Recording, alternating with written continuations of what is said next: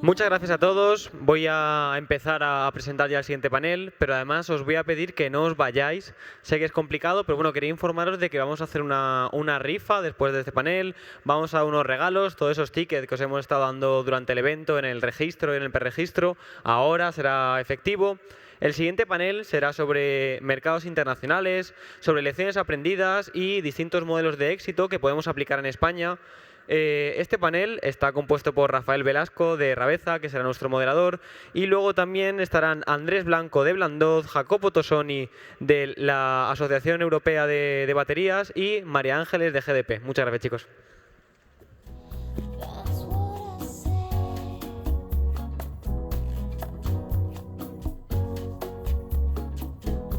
Hola, hola.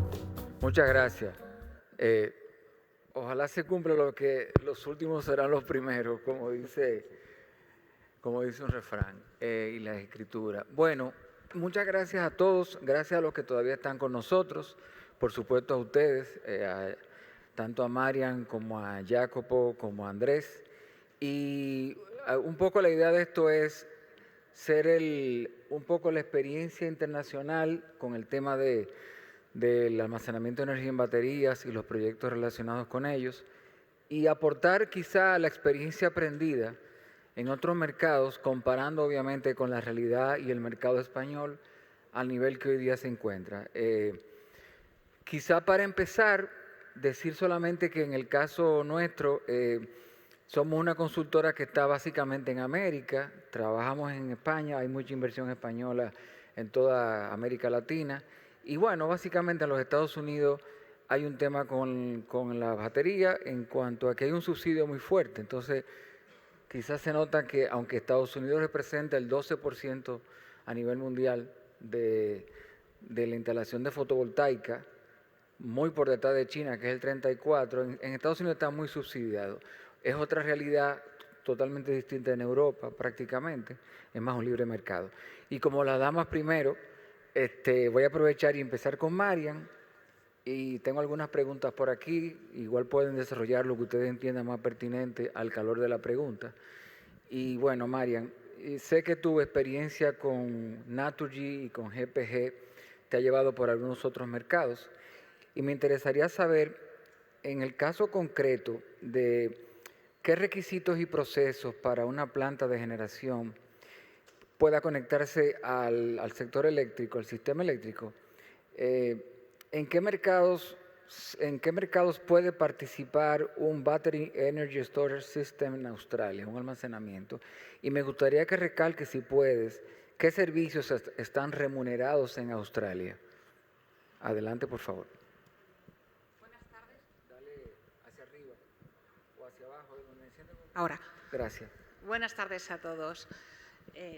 Como ha comentado Rafael, yo trabajo en GPG, que es la empresa de generación eléctrica internacional del grupo Naturgy. Trabajamos el ámbito de actuación es todo el mundo, excepto en Estados Unidos y en Europa. En los últimos años, GPG ha hecho mucho desarrollo en Australia y nos hemos encontrado con los requisitos que nos impone un operador de red y un operador del mercado que se llama EMO en una red muy débil, con mucha inestabilidad.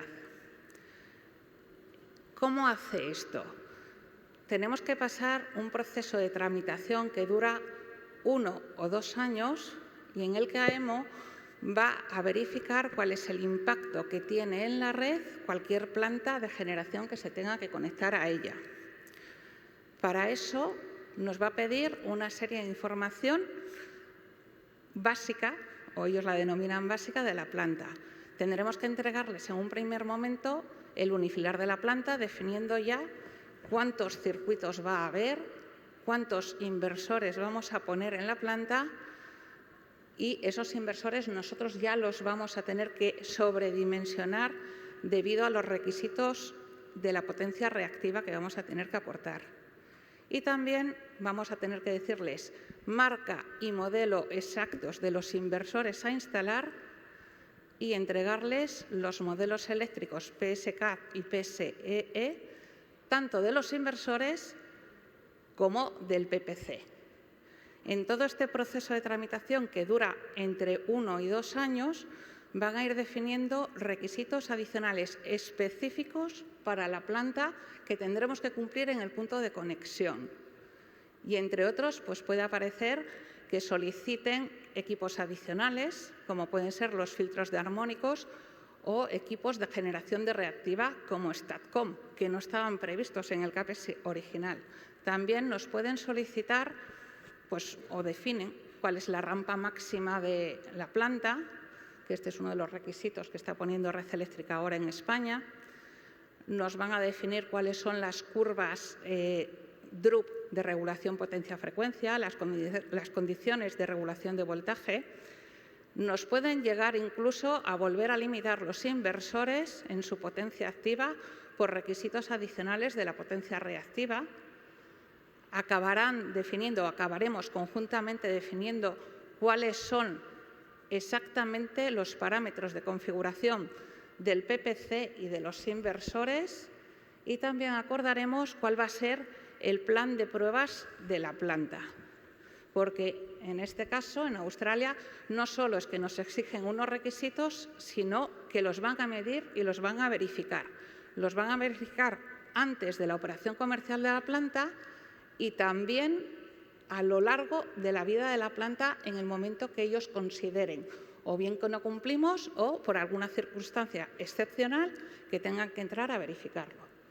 Para ello, solicitan que instalemos una red de medidores en la planta con una capacidad de resolución y de registro suficiente para registrar el funcionamiento de la planta.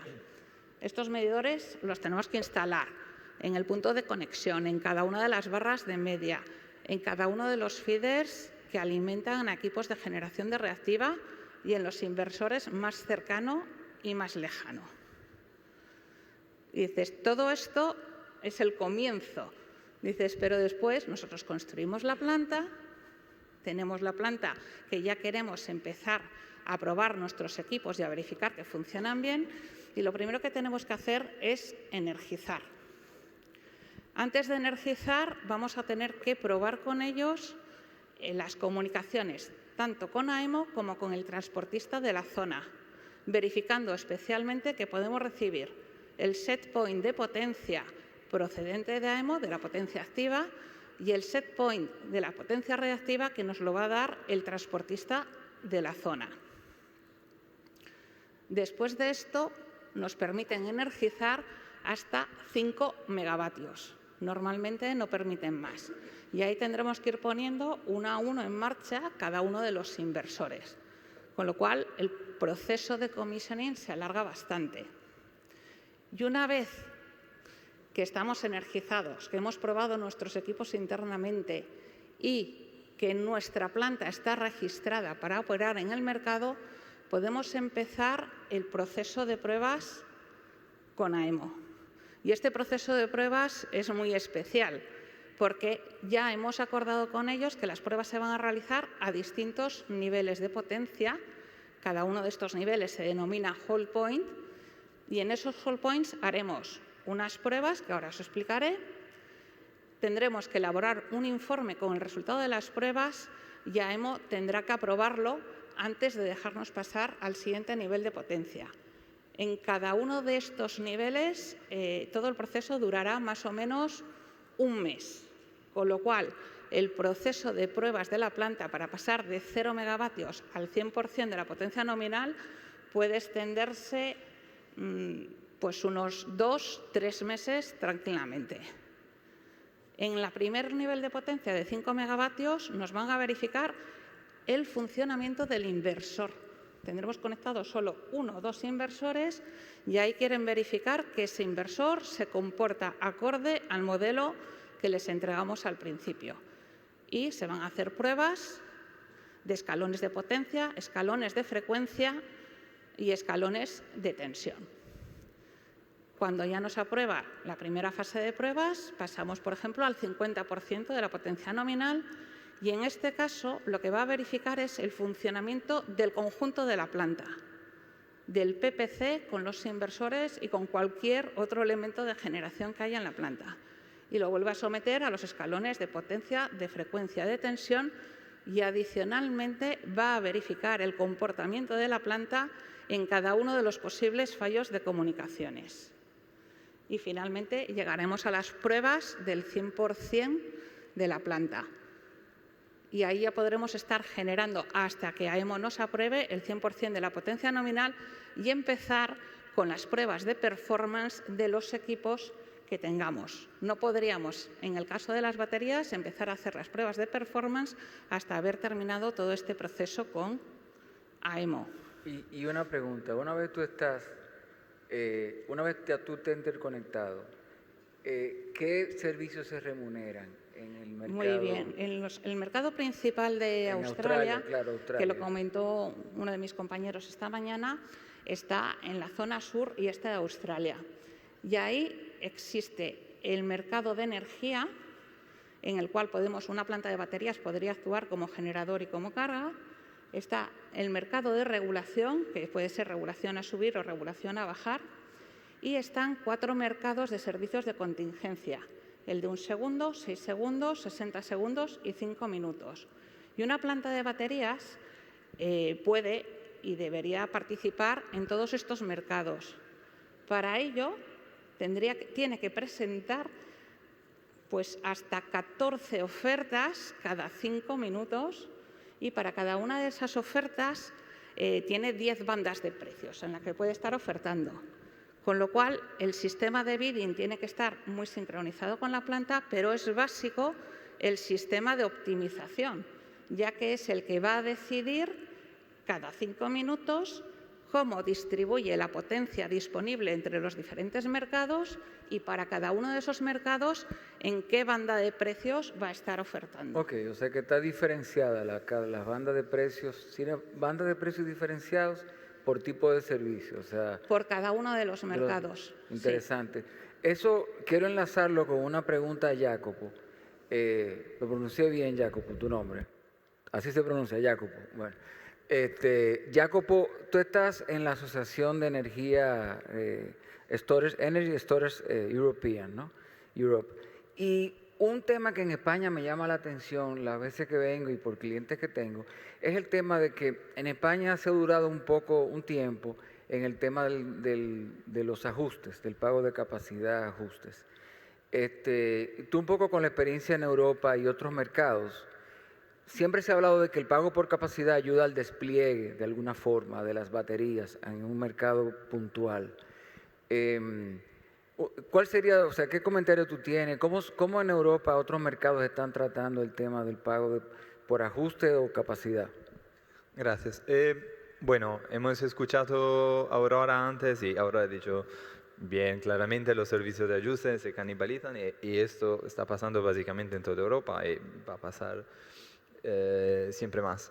Pero igualmente no hay solamente los servicios de ajuste que vemos ahora, porque la ley y la regulación europea están introduciendo nuevas reformas. Tenemos los Network Codes que van a introducir nuevos servicios de ajustes en 2027, 2028, pero igualmente el apagón en Iberia ha impactado la legislación europea y nos esperamos algo de voltage, nueva legislación en el 2026 ya, que pienso que va a ser directiva, así que el impacto va a ser en la ley nacional española en 1 o 2 años, pero vamos a encontrar mucho más servicios de ajustes.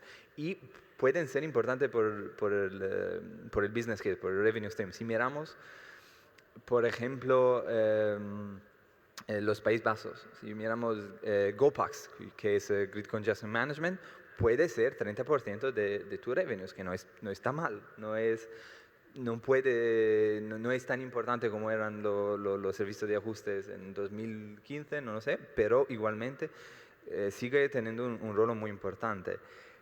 Ahora, como decías tú, en España se discute mucho de capacity market y tiene sentido, el mercado de la capacidad ha estado muy importante en muchísimos mercados, pero si miramos 2 mercados como lo italiano y lo de Polonia, 2 mercados donde en años pasados el almacenamiento ha ganado mucho, en 2025 y 2026 los reguladores y Red Eléctrica de España, de Polonia y de Italia han decidido de cambiar el de-rating, básicamente.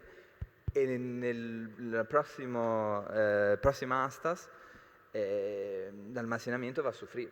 Así que sí, el mercado de capacidad puede y es muy importante, pero pensar a los servicios de ajustes, para tener un buen business case, un buen business case merchant, creo que tiene que ser muy importante por los stakeholders O sea, de ¿tú te España. refieres, por ejemplo, a usted como en otros países le decimos servicios auxiliares a la red? Sería como frecuencia, regulación de frecuencia, etcétera. Sí, bueno, frecuencia y no frecuencia. Otros más, So, otros servicios. de estabilidad más en general. Ahora hemos hablado esta mañana o ayer de grid forming y ahora empezamos a mirar en el Reino Unido, en Alemania, grid forming que también es un buen revenue stream. Como decía antes, todo relativo al congestion management, España va a tener muchos problemas de curtailment, así que congestion management va a ser importante seguramente. Y todo sí, relativo al voltage, reactive power y frecuencia sí en general. Frecuencia veloz, igualmente vemos en Finlandia. Sí, así que un poquito más pequeño esto como revenue stream va importante. Gracias. Andrés, tú tienes la experiencia, aunque está basado en Inglaterra, has trabajado en otros mercados, ¿no? Australia e incluso Sudáfrica, creo que has tenido experiencia allí, según conversamos. Me gustaría, desde la perspectiva de ustedes, de Blambos, ¿cuál tú crees que son los mecanismos regulatorios que ustedes consideran más urgentes para desbloquear de alguna manera la inversión en almacenamiento en España, por ejemplo, en este mercado?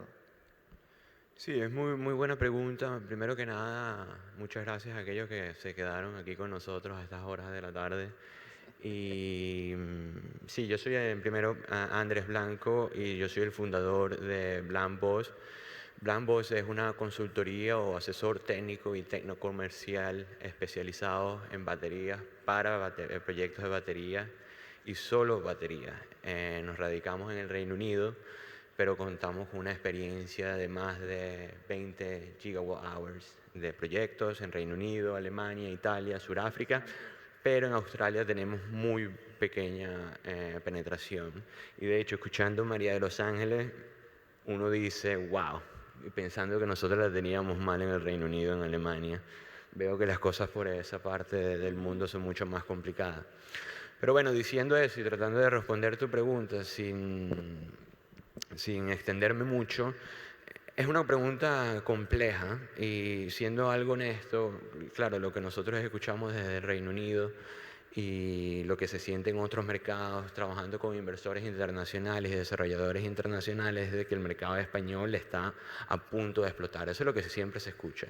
Claro, yo tengo siguiendo el mercado español porque hablo la lengua y es un mercado súper importante para nosotros también. Y de verdad, yo tengo bastante fe en el mercado por el principio, que estoy algo impresionado de que no se haya desarrollado ese tema o no se haya tocado mucho el principio básico de cualquier mercado. ¿Cuál es la liquidez del mercado? Entonces tú tienes dos ángulos. Bueno, primero que nada, yo no soy economista, yo soy más ingeniero, pero este es mi entendimiento.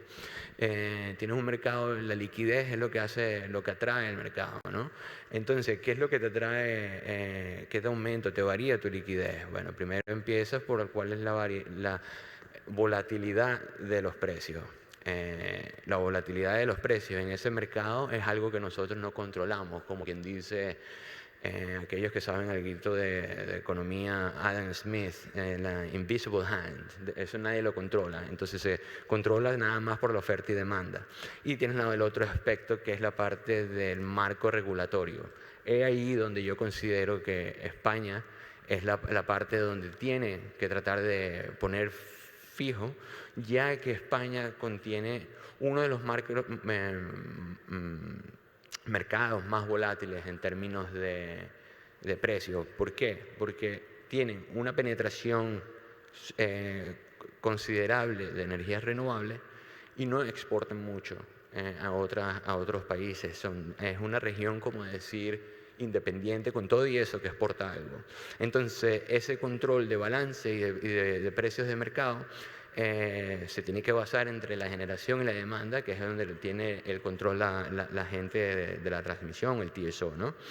Entonces, bueno, tratando de resumir, yo considero de que ese marco, ese impulso donde las baterías pueden aportar gran apoyo, es primero, como mucha gente ya lo han dicho, es liberando los puntos de congestión y tratar de no concentrarse nada más en el mercado a nivel de distribución. Porque ¿qué les va a pasar? Les va a pasar como pasa en el Reino Unido, pero en el caso contrario. La transmisión se está saturando en términos de posibilidades de mercado y bajar a la distribución se está haciendo un poco más complicado.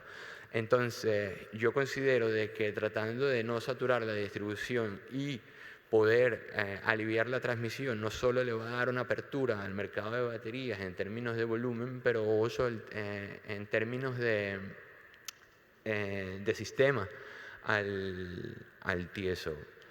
Eso es un punto. El otro punto muy importante que yo sé que hemos considerado y hemos hablado bastante durante la conferencia es la parte del mercado de capacidad. En el Reino Unido tenemos ya bastante rato, desde el 2014, con el mercado de capacidad, han ido cambiando, ha sido algo dinámico. Desde el punto de vista de batería, yo no considero que el mercado de capacidad es justo a las baterías porque son tratadas como otra planta de poder, la cual la batería añade mucho más que solo poder. La batería tiene algo único que es la flexibilidad y el tiempo que pueden responder, que no hay otro estilo de tecnología que se asemeje mucho a la parte de batería. Claro, si caen en conflictos entre qué tecnología es mejor y qué no. Yo soy un poquito biased con esto, pero bueno. En el punto donde quiero llegar es que yo considero que España tiene una oportunidad de incentivar penetración e inversiones para estabilizar y darle cierta reducción de incertidumbres a los mercados o los finance models, teniendo este mercado de capacidad y que pueda hacer algo mezclado como lo que hace el Reino Unido con un poco el punto de vista de Alemania, con todo y eso que en Alemania no tienen un mercado como tal de capacidad, y el ángulo que le da a Italia. A lo que quiero llegar aquí es que se le premia a la batería el beneficio de que tiene la capacidad de poder, pero también la flexibilidad en tiempos de respuesta. Y no penalizarla como se hace en el Reino Unido con el derating factor, que no consideramos que sea algo justo porque se penaliza las baterías nada más por la duración, cuando en verdad la duración, así sea nada más 2 horas, que ya ahorita 2 horas casi se sabe que las baterías LFP pueden hasta durar, hay casos de 4, 6, estaba hablando con los colegas de María Ángeles, llegan hasta 8 horas en Australia, no hay necesidad de por qué tener unos derating factors tan punitivos en la batería. Entonces, bueno, resumiendo, el mercado de capacidad, y no tiene que ser a lo mejor algo de que sea a largo plazo, puede ser una combinación de que sea nada más a los proyectos de distribución y aquellos proyectos cuando se alivien que puedan participar directamente en la transmisión para no caer en conflictos internos entre las regulaciones españolas. Se puede decir, bueno, mira, aquellos proyectos de transmisión directa, ustedes no pueden participar, este es un ejemplo, ¿no? En el mercado de capacidad, ya que ustedes pueden optar a más volumen en el mercado, puede que sea del arbitrage o balanceo, como se hace mucho en el Reino Unido. Y así poder aliviar los dos vertientes, en la parte de distribución y en la parte de transmisión. Interesante punto de vista y sobre todo lo que tú dices al punto de saturación. Uno mira el mapa de España a nivel solar y tú ves que hay mucha solar de la mitad de España hacia abajo. Unos puntos de congestionamiento tremendos, Salamanca, hacia arriba no tanto, con lo cual yo a veces pienso que la penetración de renovable en España, que es considerable, no en todas partes proporcional. O sea, cuando tú ves en el sur, hay mucha, fíjate que incluso creo que el apagón del año pasado, de alguna forma, la zona de Salamanca fue la más afectada, donde hay mucha generación renovable solar. Hubiera sido otra historia quizá con baterías también, pero bueno. Yo quiero un poco no perder la oportunidad de preguntarle a Marian, por tu experiencia en Australia, sobre todo Australia, que es un mercado que hay un boom ahora prácticamente. Y es más que nada, como hablamos de experiencia, a tu juicio, ¿qué experiencia y buenas prácticas, por ejemplo, pueden aplicarse o trasladarse a España? Especialmente en fases como el commissioning, como tú venías explicando hace un rato, las pruebas funcionales. ¿A ti te parece que algo de eso se puede, si se pudiese extrapolar al caso español de tu experiencia que has visto allá en Australia? Sí, pues desde nuestra experiencia, para mí una de las cosas importantes es fijarse en qué requisitos vamos a tener en el punto de conexión y qué otros requisitos pueden ir apareciendo en ese punto de conexión y tenerlo en cuenta en el diseño inicial, viendo si tenemos que sobredimensionar parte de nuestra planta. Por otro lado, para nosotros es muy importante que el proveedor de los inversores sea el responsable del PPC de la planta, puesto que no solo tengo que medir el performance de los inversores, sino el performance global que va a dar la planta y responder por ello. Derivado de todo esto, nos parece interesante que la propiedad también instale en el punto de conexión al menos algún medidor con capacidad de resolución suficiente para ver el performance de la planta y que defina con sus suministradores cuáles van a ser las pruebas de performance que quiere hacer y conocer realmente qué capacidades tienen sus equipos y su planta en conjunto. Hay otro punto que también es interesante, y esto es del diseño del commissioning, y es prestarle mucha atención a las redes de control internas de la planta, ya que retrasos en las redes de comunicaciones afectan al funcionamiento global y final. Y también que la propiedad esté involucrada desde un inicio en lo que es la definición o el desarrollo del sistema de optimización de la planta, ya que de ahí van a venir muchos de los beneficios y podremos sacar el máximo partido a nuestros activos. Buenísimo. Sí, la verdad que hay una rigurosidad ejemplar en el caso de la operación allá en Australia.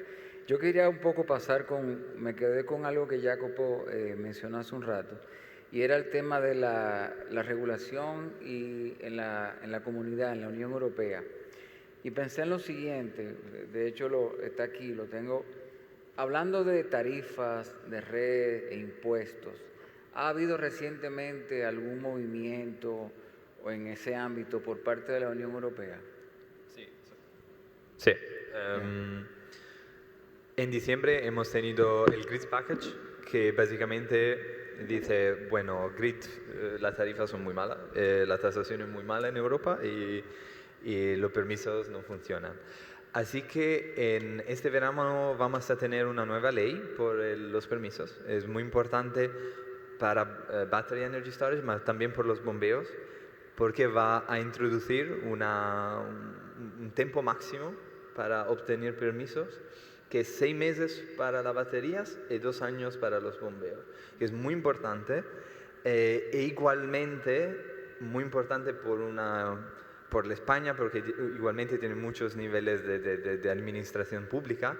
El almacenamiento diventa overriding public interest, que significa interés público, claro, interés público. Claro, muchos por la parte de bombeos, mucha parte de permisos por el medio ambiente se quedan igualmente, pero es un desarrollo muy importante. Para la parte de tarifas de red, España no está mal, pero lo que dice la Unión Europea es tenemos que priorizar los proyectos que están listos para ser conectados, pero igualmente que tengan un beneficio por la red, beneficio de tipo de congestión, de curtailment y toda esta cosa. Esta no es ley europea, es una sugerencia de la Unión Europea por España, por los Estados miembros, así que esperamos y miramos. Para la tasación, y Europa está bastante bien por la tasación, pero España no, porque sigue double taxation y esto no es legal a nivel europeo. va a ser clarificado que no es legal a nivel europeo y aquí por los stakeholders españoles otra vez tengo que hacer ruido en Madrid porque puede ser importante y puede impactar el business case. Solo una cosa, has hablado del apagón. La semana próxima hay el report de ENSOI, que son la asociación de los tiesos, que el report va a ser publicado. El miércoles o el jueves es una buena fecha para mirar en internet qué pasa. E igualmente hemos hablado del mercado de la capacidad. Ayer hemos visto la decisión de Acer, que son los reguladores europeos, su cómo hacer la resource adequacy y consecuentemente el mercado de la capacidad. Es muy interesante porque ves las notas de los Estados miembros y ves lo que ha dicho el Ministerio Español, ¿no?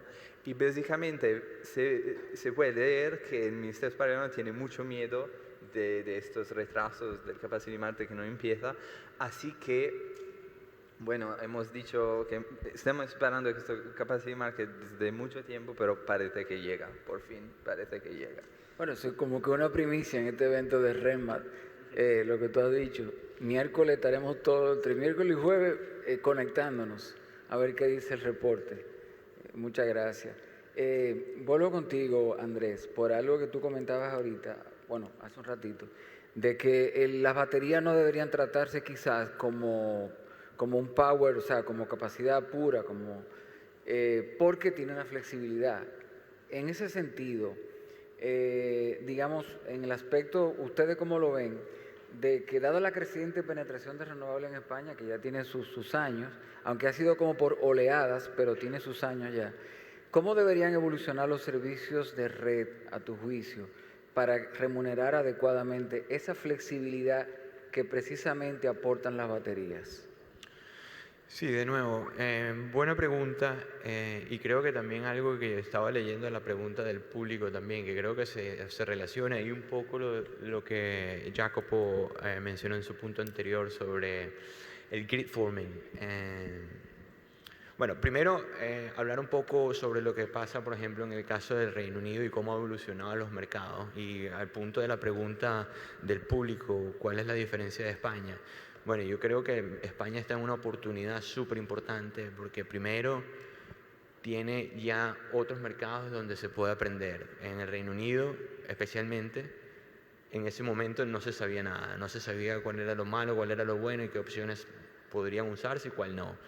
Entonces España ya tiene una oportunidad de que puede, la parte de optimización, la parte de finance models, de ahí ya te da una partida un poco diferente a optar cuáles son los puntos positivos que tú puedes tener para tus proyectos. Claro, eso puede ser desde un punto de vista técnico, comercial y netamente financiero, ¿no?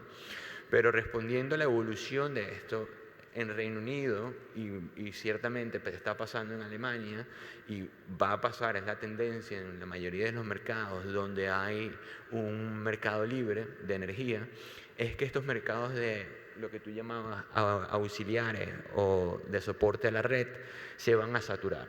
¿Y qué pasa? Cuando la red española se haga más inteligente en la parte de manejo de estos servicios, no va a requerir tener que comprar estos servicios en particular. Entonces, esos mercados van a ir evolucionando. Y algo que me interesaba del panel pasado, cuando hablaban de los finance models, especialmente de los optimizers, algo que yo también les daría un consejo, especialmente, bueno, tampoco quiero que los prestamistas se pongan muy creativos, pero es importante para tanto como los desarrolladores como los prestamistas, la bancabilidad de los traders o optimizers o route to market.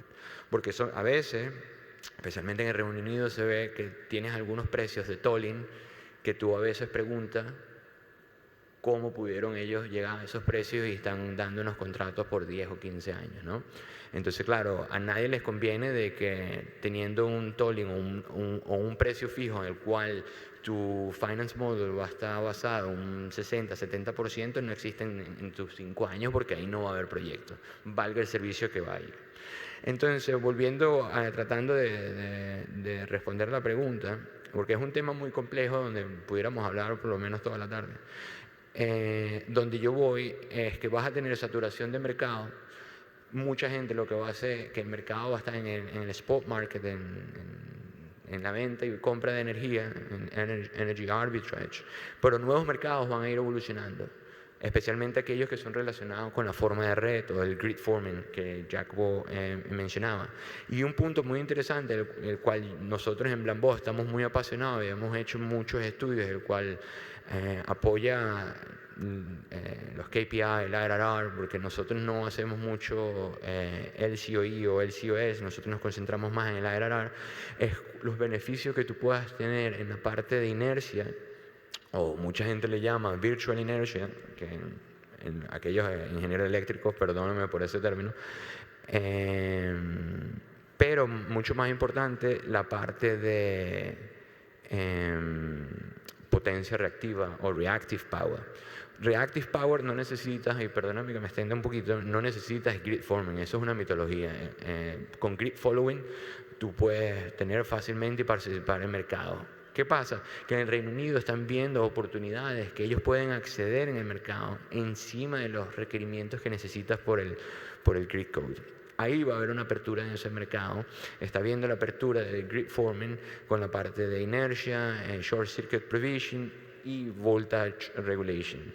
Entonces, lo que yo recomiendo y lo que yo veo que va a pasar muy rápidamente en España es que apenas se estabilice el marco regulatorio, la cantidad de inversionistas, tanto internos en España como externos, van a saturar el mercado bien rápido. Y me interesaría ver cuáles son los modelos probabilísticos que los financieros aquí o los prestamistas usan, porque yo estoy casi seguro que muchos de los modelos asumidos probablemente no van a ser muy reales a lo que está basado el préstamo. Eso es una predicción. Exacto. Entonces, para ya terminar el punto, lo del grid forming, evolución de reactive power, inercia, y que los desarrolladores de proyectos tengan visión de incrementar, si hay posibilidades en su CAPEX, para incluir esas disponibilidades o especificaciones técnicas en sus proyectos, porque casi seguro es algo que en un futuro cercano los proyectos van a requerirlo, y estoy casi seguro que en un futuro muy cercano el Grid Code de España va a requerir que cualquier proyecto de generación tenga que ser el Grid Form Compliant. Gracias Andrés. Bueno, yo sé que están esperando también por una rifa, incluido quien habla, porque tengo mi número aquí, mi boleto. Y me sorprende, hay una pregunta, de alguna forma está respondida, dice, ¿cuál es la mayor diferencia entre España y los mercados líderes de almacenamiento? Quizás terminemos con eso muy brevemente, vamos a hacer un wrap it up hacia el final, un resumen. A tu juicio, la principal diferencia, igual que Jacopo y Andrés, digamos una diferencia o dos que tú entiendas la principal, en los mercados que ha tenido experiencia versus España.